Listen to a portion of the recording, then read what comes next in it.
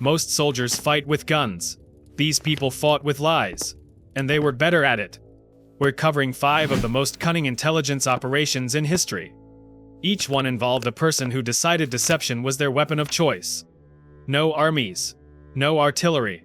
Just nerve, patience, and an almost inhuman ability to maintain a fiction under pressure. Let's go. One of these people fooled an entire Nazi army with a corpse. One fed fake intelligence that changed the outcome of D-Day.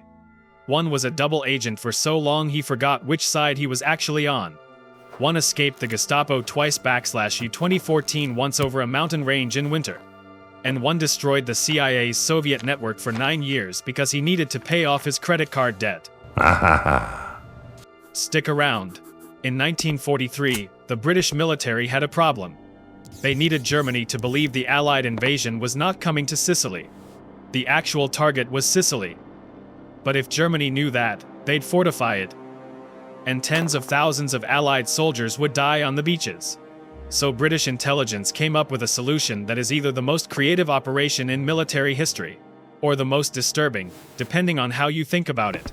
They decided to create a fake person, kill him on paper, dress him in a British officer's uniform, and drop his body off the coast of Spain with forged documents describing a completely fictional invasion plan. This actually worked. Major William Martin / U 2014 that was the fake name / U 2014 was not a real person. The body belonged to a Welsh man named Glwndwr Michael, a homeless man who had died in London after ingesting rat poison. British intelligence gave him an entirely constructed identity. Fake service record. Fake rank. Fake photographs of a fake fiancé. Fake love letters. A fake overdue bill from his London tailor. / U 2014 because a real officer would have an overdue tailor bill, and German intelligence would check these things. The level of detail is almost incomprehensible. They thought about what a real person's pockets would contain and then manufactured every single item. The documents planted on the body described an Allied plan to invade Greece and Sardinia / U 2014, not Sicily. The body was released off the Spanish coast near Huelva. Spain was technically neutral, which meant German intelligence had eyes there. The Spanish authorities recovered the body, passed the documents to German intelligence, and returned everything exactly as they found it. The British retrieved the body and checked whether the documents had been opened. They had. The chain worked perfectly. Hitler personally ordered panzer divisions redirected to Greece based on this intelligence. When the Allies landed in Sicily in July 1943, they met significantly reduced resistance. Historians estimate Operation Mincemeat saved tens of thousands of lives. Quick sidebar / U 2014 the fake fiancé. Her name was Pam. She didn't exist. British intelligence wrote love letters from her, created photographs of her, gave her a personality. After the war, German intelligence reportedly tried to locate her. They couldn't, obviously. A woman named Pam who was never real nearly got investigated by the Gestapo. That is the level of commitment we're discussing here. And yes, / U 2014 using a dead homeless man's body without his family's knowledge is genuinely uncomfortable. History doesn't always arrive clean. The people who designed this operation, Charles Chumley and Ewan Montague, essentially ran a dead man as an active intelligence asset. It worked. What you do with that morally is your business. Operation Mincemeat fooled an army with a corpse. The next person on this list fooled an entire intelligence service. / U 2014 while working inside it, at the highest level, for 30 years. Kim Philby was the head of MI6 Counterintelligence Division. His job was to identify and neutralize Soviet spies operating against British interests. He was also a Soviet spy. He had been one since 1934. For 30 years, the man whose job was catching Soviet assets was himself a Soviet asset. / U 2014 and he was very good at both jobs simultaneously. Philby was recruited at Cambridge as part of what became known as the Cambridge Five. / U 2014 a group of elite British students who were turned by Soviet intelligence while at university. The Soviet logic was straightforward: recruit them young, let them rise naturally through the British establishment, and harvest intelligence for decades. Philby was the most dangerous of the 5 because he rose the highest. He was trusted because he was, by every external measure, exactly what British intelligence wanted. Charming, well-connected, old establishment, the right schools, the right accent. No one looked twice because there was nothing to look twice at. The disguise wasn't a costume / U 2014, it was who he actually was, or had been, before Cambridge. As head of the anti-Soviet section, Philby had access to every British and American operation targeting the USSR. Every agent he knew about, he burned. The Albanian resistance operation of 1949 / U 2014, Philby warned the Soviets. The agents were inserted into Albania and captured immediately upon arrival. They were executed. Philby had sent them into it. The CIA's counterintelligence chief, James Angleton, was Philby's close personal friend. They had lunch regularly. Philby fed him disinformation across that lunch table for years. The irony being that Angleton later became so consumed by paranoia about Soviet moles. / U 2014, a paranoia that was entirely justified, since Philby had existed / U 2014, that he nearly destroyed the CIA's counterintelligence capacity from the inside. Philby's damage echoed long after he was gone. He defected to Moscow in 1963, just ahead of formal exposure. He lived there until his death in 1988. And here's the detail that stays with you. By multiple accounts, he hated it. He drank heavily. He was isolated. He missed England in a way he apparently couldn't articulate or resolve. He watched cricket on a small television in his Moscow apartment. The man who betrayed Britain spent the last 25 years of his life quietly missing it. Conservative estimates suggest Philby's intelligence directly contributed to the deaths of hundreds of Western agents. The precise number will never be confirmed. You have to hold two things at once with Philby. The craft was extraordinary, and the craft got people killed. Both things are completely true. Philby was loyal to an ideology and spent 30 years pretending otherwise. The next person was loyal to everyone simultaneously. / U 2014, which is a different problem entirely, and somehow more impressive.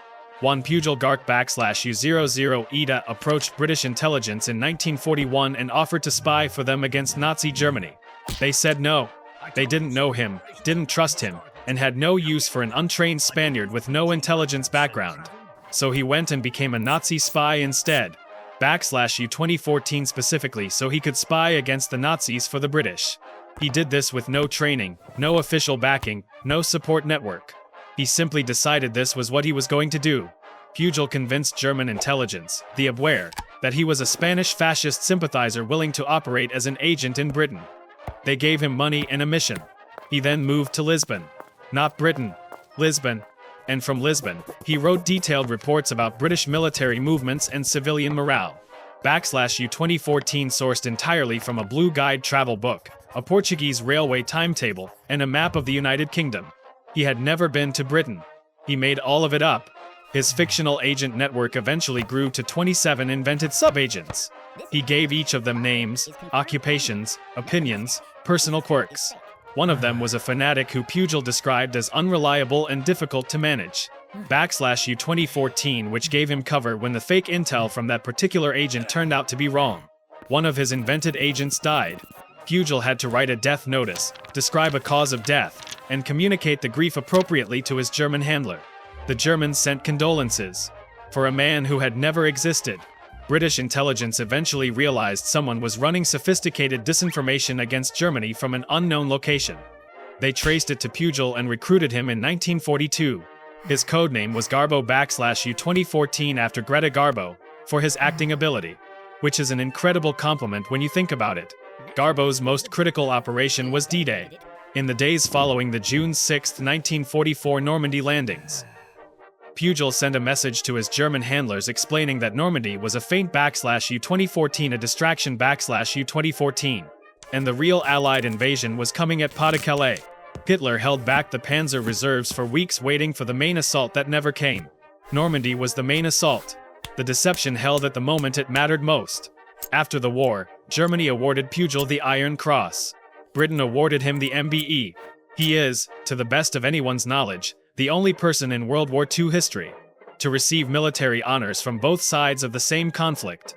A man with a travel guide and a train schedule, no training, and 27 imaginary friends. Altered the course of the war. If we're ranking pure audacity / U 2014, and we are, that's what this channel does / U 2014. Pujol is at the top. He didn't have resources. He had an idea and the nerve to execute it without anyone's permission. Pujol invented his entire operation from scratch. The next person on this list didn't need to invent anything. She was already exactly where she needed to be, and the enemy spent years trying to find her without ever succeeding. Everyone knows Mata Hari. Exotic dancer, executed spy, the most famous female intelligence operative in history. She cultivated relationships with high-ranking military officers on both sides of the First World War. Was arrested by French intelligence in 1917, accused of passing information to Germany, and was executed by firing squad in October of that year. She became the archetype / 2014, the seductive female spy, glamorous and dangerous. Here's the problem: the evidence against her was thin. Her actual intelligence value is disputed by historians to this day, and the operations attributed to her were largely unverified. She became famous for being caught, not for what she accomplished. The legend is substantially larger than the operational record. Now let's talk about Virginia Hall. You probably don't know that name. The Gestapo did. They called her the most dangerous Allied spy in France, and distributed wanted posters with her description across occupied territory. They called her / the limping lady /. They considered her their highest priority target in the country. Hall was an American journalist and State Department employee who applied for a foreign service career and was rejected because she had a prosthetic leg. / 2014, she had lost her left leg below the knee in a hunting accident. The State Department's position was that this disqualified her from field work. She went to France anyway in 1941, working for the British Special Operations Executive. From Lyon, she built resistance networks across Vichy, France. She organized supply drops, coordinated sabotage operations, extracted compromised agents, and trained resistance fighters. / 2014, all while the Gestapo ran an active manhunt for her. When they closed in, she escaped south over the Pyrenees into Spain. In winter, on a prosthetic leg. During the crossing, she sent a message to London noting that Cuthbert / 2014, her codename for the prosthetic / 2014, was giving her trouble. London, apparently not realizing this was a reference to her leg, responded with concern and offered assistance. She replied that if Cuthbert became too much of a problem, she would eliminate him. She returned to France before D-Day under a new cover identity / 2014, disguised as an elderly French peasant woman, having altered her gait, her appearance, and her entire presentation. The Gestapo never identified her in this new role.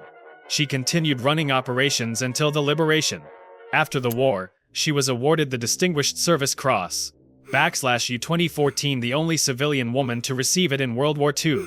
The ceremony was held in private because she was still an active intelligence officer and did not want her cover compromised. Mata Hari is famous. Virginia Hall won. Those are not the same thing, and the difference matters.